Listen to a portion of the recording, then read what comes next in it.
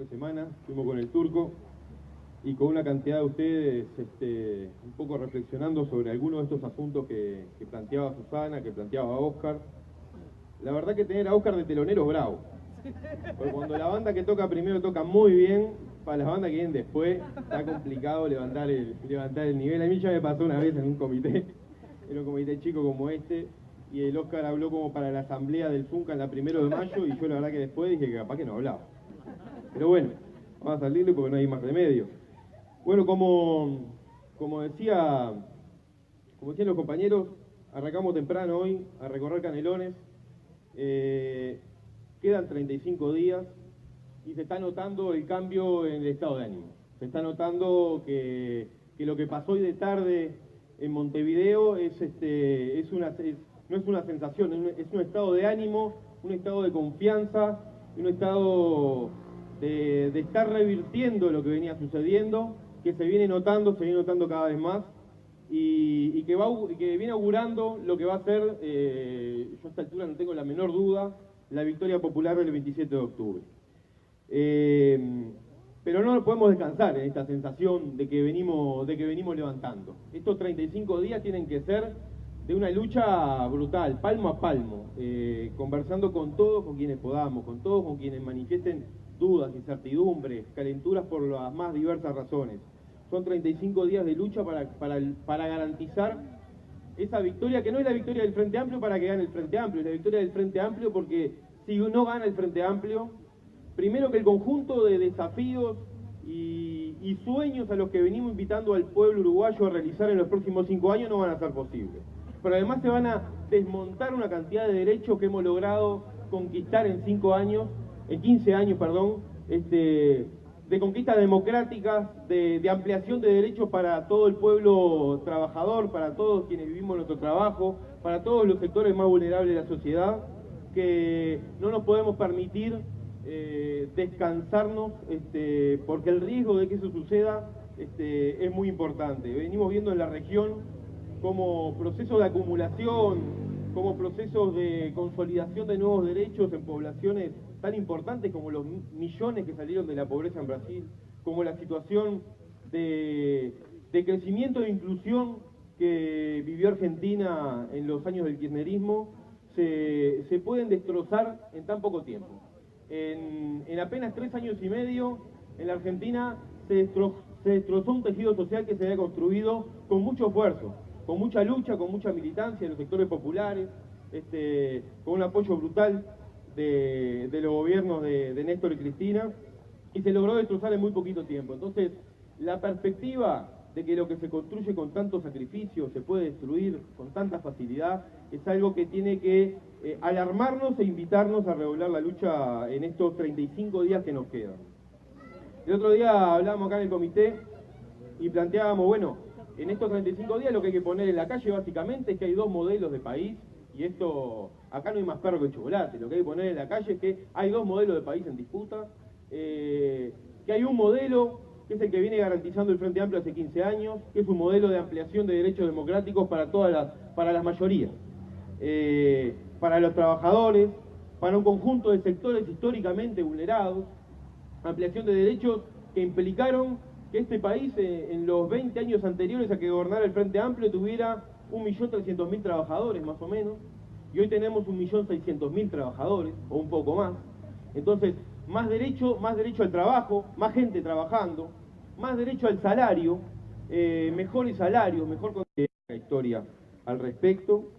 Ahora, la implementación de las políticas de trabajo y de salario en este país han sido bien distintas con gobiernos de distintos signos. Y ahí es donde la política tiene un lugar muy importante, porque la derecha, los candidatos más fuertes de la derecha nos vienen planteando un día sí y otro también, que el mercado es el mejor asignador de recursos. Y que por lo tanto el Estado se tiene que retirar y dejar que el mercado cumpla la función que naturalmente debería cumplir. Y en la historia reciente de los consejos de salario, de la salida de la dictadura para acá, tuvimos un estado activo del 85 al 91-92 y tuvimos una recuperación salarial, un crecimiento salarial de alrededor del 11-12%. Después vino la larga década de los 90 hasta el 2004 en la que nos invitaron a flexibilizar la lógica de los consejos de salario. Lo mismo que nos están planteando ahora Talvi y Lacalle. Hay que introducirle algunos retoques a la lógica de la negociación salarial y de las condiciones de trabajo. Y lo que sucedió fue que en esa larga década la economía creció y el salario perdió por lo menos más de 20 puntos. Entonces, tuvo que llegar el Frente Amplio del gobierno para volver a poner el peso que hay que poner en la balanza, en una relación que es por naturaleza desigual, y poner el peso donde había que ponerlo para lograr en estos 15 años poder procesar el crecimiento del salario que tuvimos en estos 15 años, que es de un 55-56%. Pero eso fue política, eso no fue el mercado actuando solo, eso fue una clara decisión política de los gobiernos frenteamplistas de ir por estas políticas.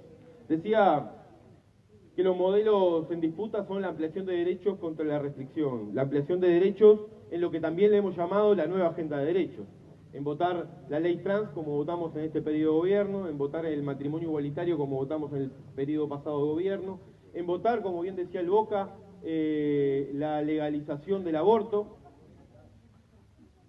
En el mundo mueren 50.000 mujeres por año por aborto clandestino e inseguro.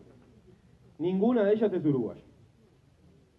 Antes de la aprobación del proyecto de aborto legal y seguro en nuestro país, morían alrededor de 20 mujeres por año en Uruguay, víctimas de abortos inseguros y clandestinos y seguros. Hoy no muere ninguna. Y en el mundo quedan con lesiones gravísimas.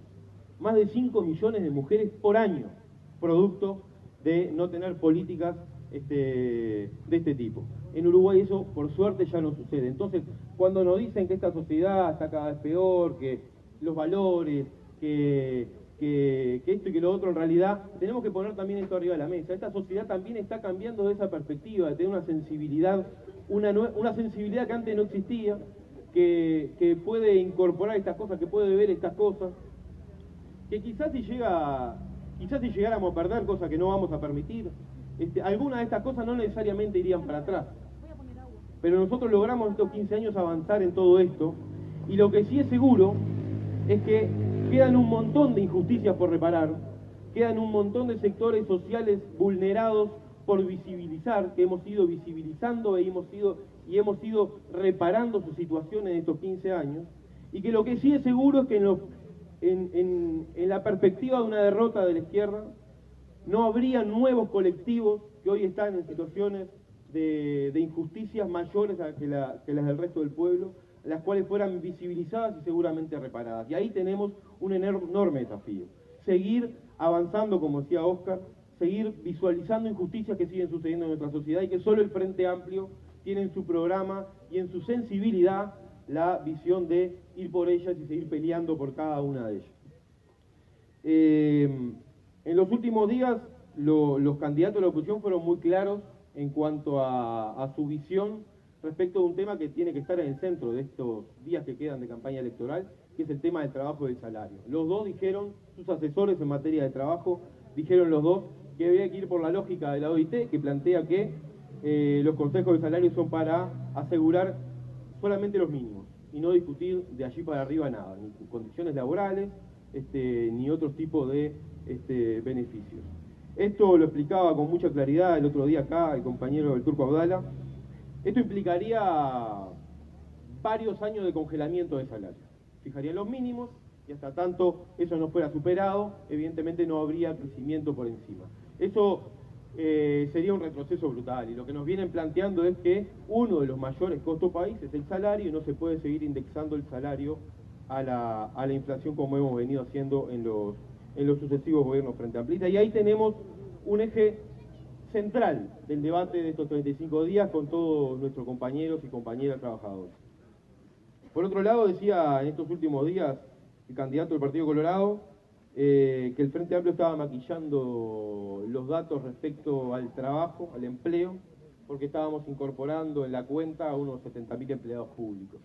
Unos 70.000 empleados públicos que ingresaron en estos últimos años, que básicamente el 95% de esos empleados públicos ingresaron en las áreas de educación, de salud y de seguridad pública. Y esto es un elemento que tenemos que conversar con todo el que se descuide, porque esto es un elemento que no está claramente que el conjunto de la población no lo tiene claro. Y si tenemos algunas prioridades como gobierno frente amplista, son estas y por lo tanto los funcionarios públicos ingresaron en estas áreas. Pero al candidato del Partido Colorado no le preocupa, por ejemplo, así como les preocupa la cantidad de plata que invertimos en políticas sociales, en transferencias a los hogares más pobres, no le preocupa la cantidad de impuestos que le sacamos, por ejemplo, a la educación privada.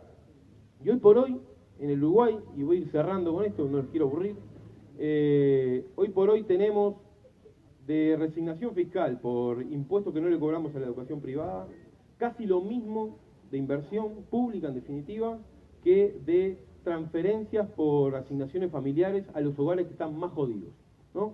Estas mujeres que están con 2 o 3 gurises, que tienen un laburo precario, que tienen un laburo que no le da para llegar a fin de mes, esas transferencias que venimos haciendo son básicamente, en eso invertimos menos que en las exoneraciones que le hacemos a la educación privada. Y en esas familias hay 450.000 niños, niñas y adolescentes. Y a la educación privada van 125, 130.000 niños. Entonces, por cada peso que invertimos los gurises que están más jodidos en nuestro país, invertimos 3 pesos, el triple, en exoneraciones a la educación privada. Y con esto no estamos diciendo que haya que sacar esas exoneraciones, porque en realidad hoy todo lo que se aporte desde el Estado al conjunto del sistema educativo es muy importante. Pero hay que dimensionar la lógica de lo que estamos discutiendo y hay que ver desde qué lugar nos plantean el debate los candidatos de la oposición.